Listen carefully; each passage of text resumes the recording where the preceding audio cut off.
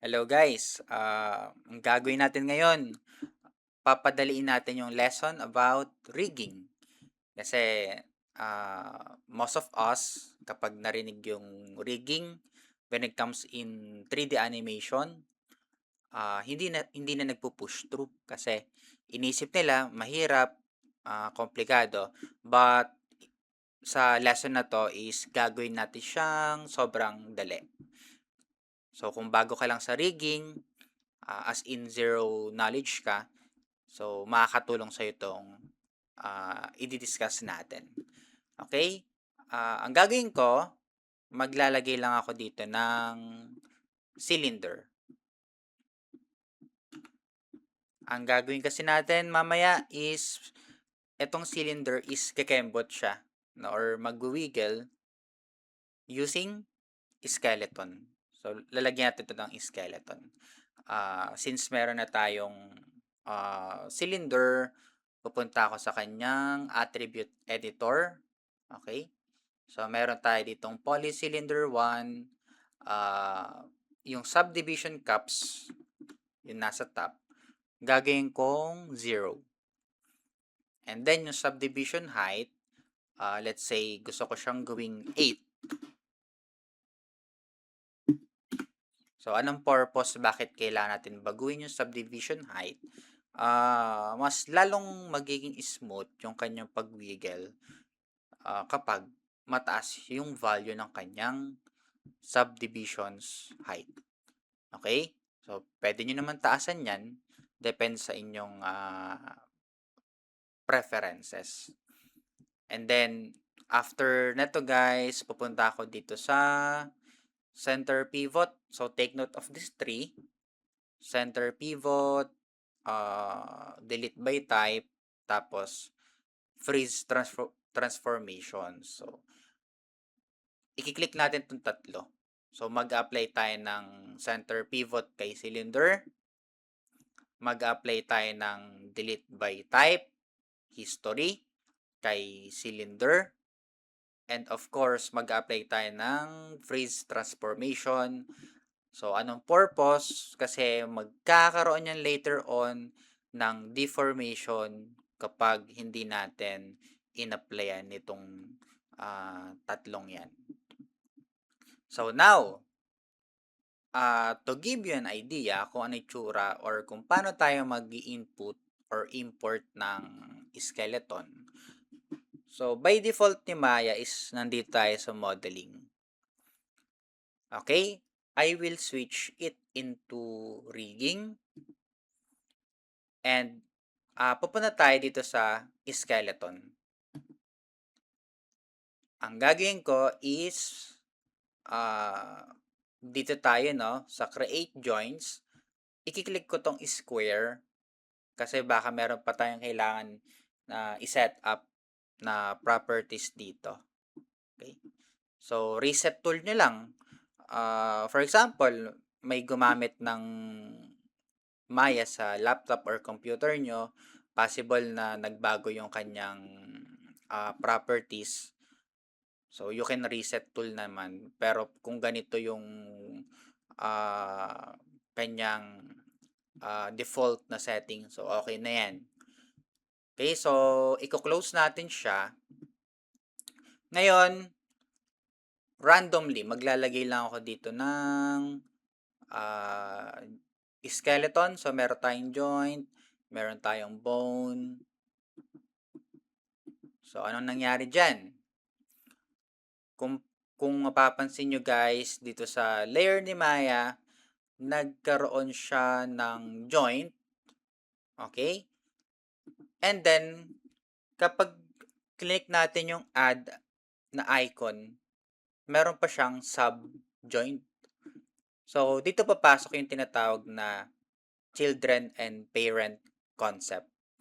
So, for example, si joint 7 daw, under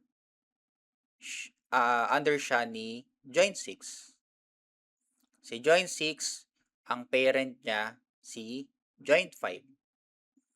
Si joint 5, parent niya si joint 4, and so on so forth.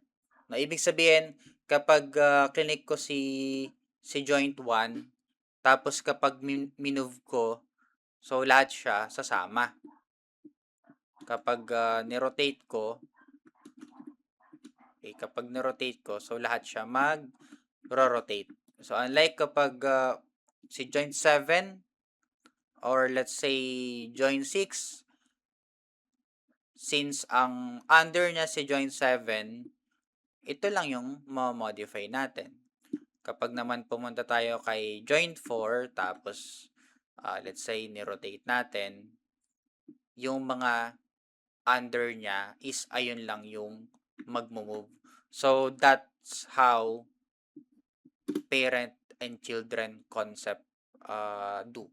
So try ulit natin. Pupunta ako dito sa front view para mas accurate yung positioning natin ng skeleton. So I will go here into skeleton. I will create joint. So pwedeng itago or i-close. So try ulit natin. So randomly maglalagay ako ng joints. So enter natin siya.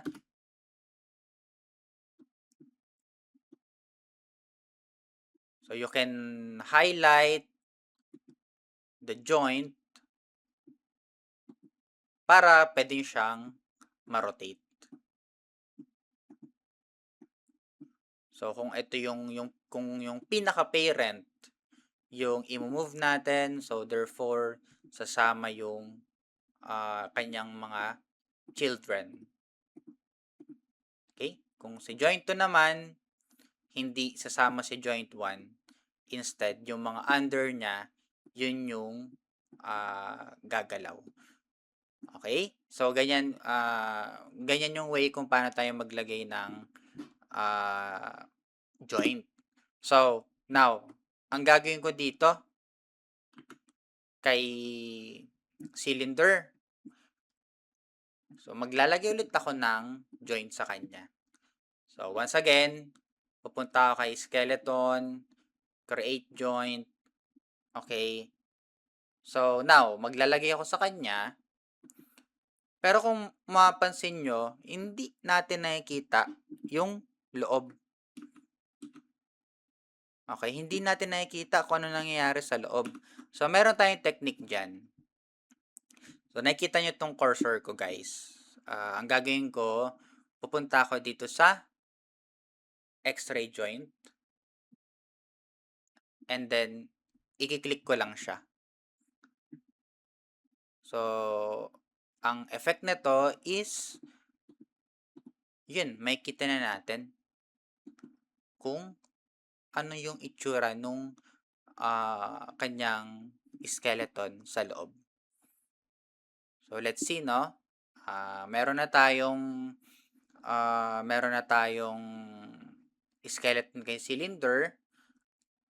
You can adjust the radius of this.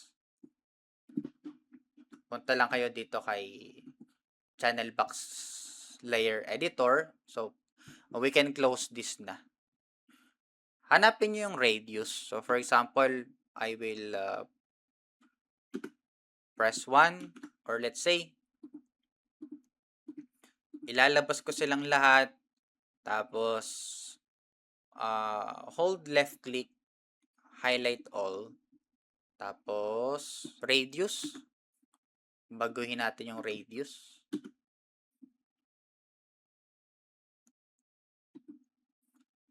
For me, okay na yung ganyan. But again, it depends on your preferences. Pwede nyo namang i-adjust, i-move yung particular na positioning ng joints using move tool.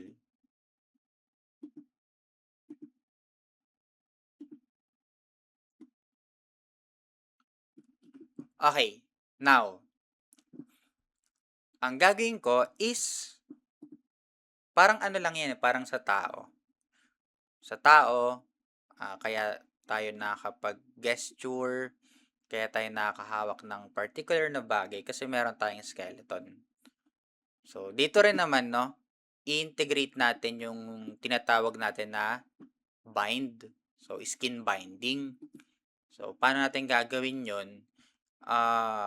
So, left click dito sa ating mga joint. Hold left click, drag hanggang sa maabot nyo yung pinaka joint 1. And then, control, tapos highlight nyo lang si cylinder 1. So, kapag na-highlight na silang lahat, punta tayo sa skin, and then, dito sa bind skin, click nyo lang tong square kasi baka mamaya may settings na naiba. Okay? So, pwede nyo namang i-reset yung settings. So, paano ko ginawa yun? Pumunta ako sa edit, and then reset settings. Okay? So, try natin. Click ko yung apply. And let's see what will happen here. For example, gusto ko itong i-move. I will click random joint para mapakita natin na nagwi-wiggle yung ating cylinder.